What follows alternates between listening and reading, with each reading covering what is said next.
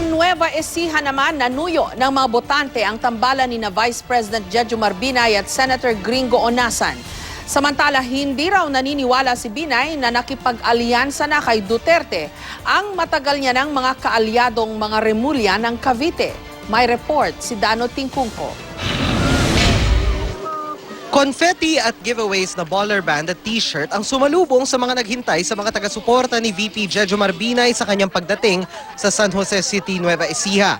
Inikot ng tambalang Vice President Jejomar Binay at Senator Gringo Onasan ang mga bayan at lungsod ng San Jose, Muñoz, Talavera, Cabanatuan, San Leonardo, Santa Rosa, Peñaranda at Gapan sa Nueva Ecija ngayong araw.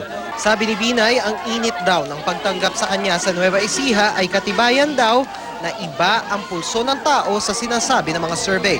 1 week before the elections, sigurado na ba kayo sa pagkala? Sa akin palagay.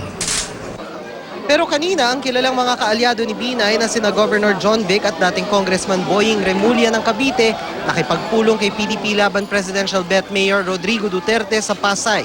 Ayon kay Duterte, nakipag-alyansa na sa kanya ang dalawang Remulla kasama ang ilang alkalde ng Cavite. Si Binay hindi raw naniniwalang ginawa ito ng mga Remulla. Alam mo naman si Mayor Duterte, kumbaga sa husgado, credibility zero. Pero sir, magkasama Hanggat hindi natin nakakita, whatever, pero for us to depend only kung ano yung sinasabi ni Duterte. Kita mo, tanggi ng tanggi sa AMLA.